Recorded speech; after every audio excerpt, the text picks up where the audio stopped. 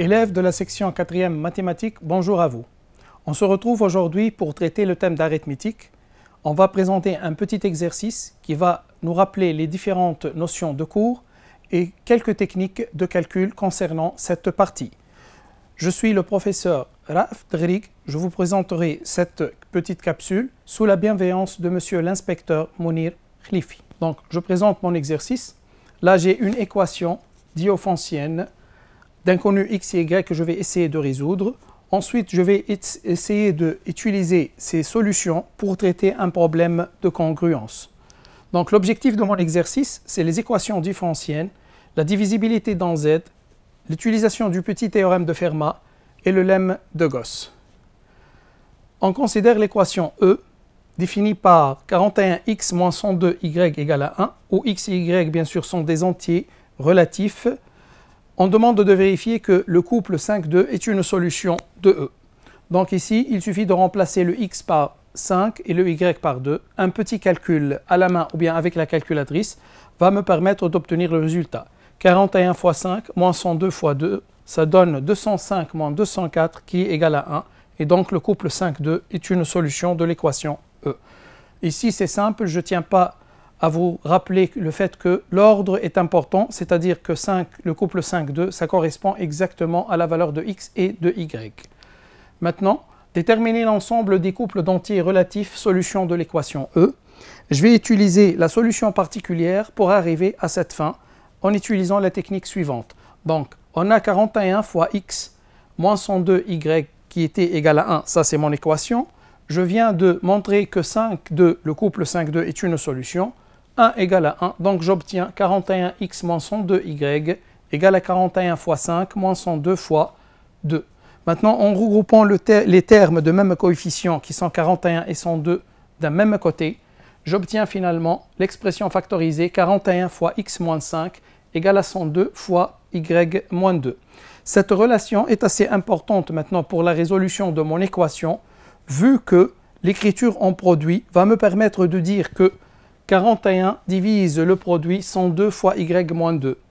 Je dirai par la suite que puisque 41 et 102 sont premiers entre eux, que c'est-à-dire aucun ne divise l'autre, ils sont premiers entre eux, alors 41 va finalement diviser le y moins 2. Ceci va me permettre d'écrire y moins 2 sous la forme 41 fois k, et donc finalement le y serait égal à 2 plus 41 k, avec k bien sûr, ça appartient à z.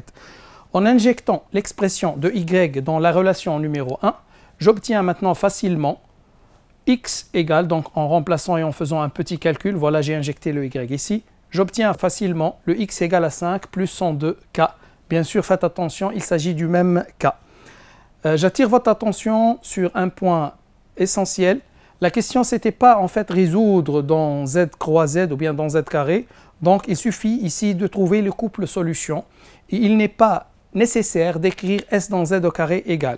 Donc, je réponds à la question comme elle a été posée. Les couples solutions sont finalement 5 plus 102k et 2 plus 41k, avec k bien sûr appartenant à z. Dans la partie grand 2 maintenant de mon exercice, après avoir résolu mon équation, soit u et v deux entiers naturels, solution de l'équation E. Là, ce sont des entiers naturels. L'équation, je vous rappelle, elle a été résolue dans z croix z. Vérifions bien sûr 41u moins 102v égale à 1. Maintenant, soit a et t deux entiers naturels, montrez que si t est congru à a mode 7 et t est congru à a mode 17, alors ce que je vous demande de montrer, c'est que t est congru à a mode 119. Je prends les deux résultats donnés, les deux propositions de la question. Ensuite, je mets les termes dans un seul membre. J'obtiens vers la fin t moins a est un multiple de 7, t moins a est un multiple de 17. Comme 17 et 7 sont premiers entre eux, donc en faisant ici la relation, ou bien en faisant, puisque t moins a est un multiple de 7 est un multiple de 17, et que 17 et 7 sont premiers entre eux, je rappelle le résultat, je déduis facilement que t moins a est un multiple du produit, qui est 7 fois 17, qui va donner 119. Et donc maintenant, en faisant la séparation et en ramenant a de l'autre côté, j'ajoute a aux deux membres de l'égalité si vous voulez, j'obtiens t est congru à a mode 119. Dans la question de a, on suppose que 7 ne divise pas A. Ici, 7 ne divise pas A. Chaque fois que vous obtenez une écriture de cette forme, essayez de penser au petit théorème de Fermat, surtout que 7 est un nombre premier. Donc la question c'est montrer que A exposant 6 est congru à un mod 7 ou bien modulo 7. Là, les plus minutieux d'entre vous, ceux qui suivent bien leur cours, ont déjà remarqué que là, il s'agit d'une application pratiquement directe, immédiate du petit théorème de Fermat.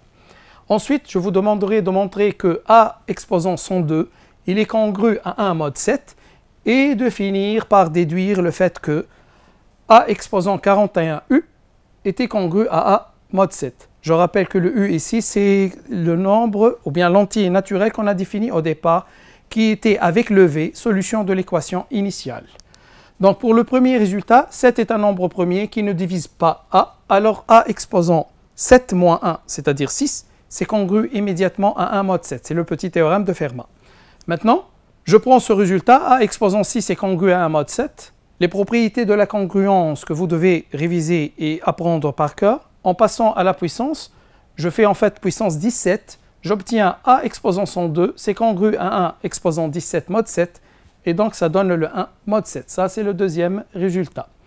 Maintenant, une fois que le 102 a fait son apparition, je vais refaire la même propriété encore une fois, et je vais porter les termes de mon égalité de congruence à la puissance V. A exposant 102, il est congru à 1 mod 7. En passant à la puissance, ou bien en portant cette égalité de congruence à la puissance V, j'obtiens A exposant 102V congru à 1 exposant V, bien sûr, c'est 1, mod 7. Maintenant, je vais utiliser la relation qui existe entre le U et le V, qui est 41U moins 102V égale à 1. Et donc, je peux déduire à partir de là que 102 fois V, c'est finalement 41U moins 1. Et donc, je peux remplacer dans l'écriture pour obtenir A exposant 41U moins 1 congru à 1 mod 7. Là, j'ai pratiquement terminé. Il suffira de multiplier par A des deux membres de l'égalité de congruence pour obtenir A exposant 41U est congru à A mod 7. Dans la question B, je suppose maintenant que 7 divise A. Donc, dans la question A, j'ai supposé que 7 ne divisait pas A. Maintenant, je suppose que 7 divise A. Je vous demanderai de montrer que A exposant 41U serait congru à A mod 7. Et donc, comme ça, j'aurai montré en fait cette égalité vers la fin pour tout A, ou bien multiple de 7 ou non. Maintenant, pour arriver à cette fin, on a A est congru à 0 mod 7 puisque c'est divisible par 7. Je porte la puissance de A à 41U. Et donc, j'obtiens que c'est congru à 0 mod 7. Et donc, finalement, j'obtiens que A exposant 41U est congru à A mod 7. Je suis sûr que quelques-uns parmi vous se posent la question comment il a fait pour passer de cette égalité vers celle-ci. En fait, j'ai utilisé un résultat très simple. Puisque le A il est congru à 0 mod 7 et le cas A exposant 41 mod U il est congru à 0 mod 7, ces deux nombres sont finalement congrus à ils sont tous les deux congrus modulo 7. C'est pour cela que j'ai pu obtenir donc A exposant 41U est congru à A mod 7. Dans la question C, on admet que pour tout A appartenant à N, pour tout entier naturel, A exposant 41U est congru à A mod 17 ici. Donc, je vous demande de montrer que A exposant 41U est congru à A mod 119. Avant d'entamer cette question, j'aimerais attirer votre attention que les propriétés que je venais d'utiliser pour la congruence étaient valables pour des entiers naturels. La congruence possède plusieurs propriétés dont l'addition, la multiplication par un entier relatif. Aussi, il y a la puissance, mais dans le cas de la puissance, il s'agit de puissance avec des entiers naturels et non pas des entiers relatifs. Par contre, vous devez faire bien attention, il n'y a pas de divisibilité lorsque vous êtes en train de parler d'une égalité de congruence. Je finis maintenant par répondre à cette petite question. Donc, comme résultat, j'ai A exposant 41U, il est congru à A mod 17. D'après la question B et A, je venais de montrer que A exposant 41U était congru à A mod 7, et ceci, que ce soit A est un multiple de 7 ou non, et donc cette égalité, elle est toujours vraie. Celle-ci, c'est une donnée de l'exercice. Je rappelle que 7 et 17 sont premiers entre eux en utilisant un résultat que j'ai déjà présenté. Donc j'obtiens vers la fin que A exposant 41 moins A est divisible donc par le produit de 17 et 7 et donc par 119. Ce qu'on a fait en fait, c'est ramener les termes d'un seul côté pour dire que A exposant 41U moins A est un multiple de 7, A exposant 41U moins A est un multiple de 17, 7 et 17 sont promis entre eux, le terme A exposant 41U moins A est un multiple du produit. En remettant le A de l'autre côté, j'obtiens immédiatement le résultat final qui est A exposant 41U est congru à A modulo 119.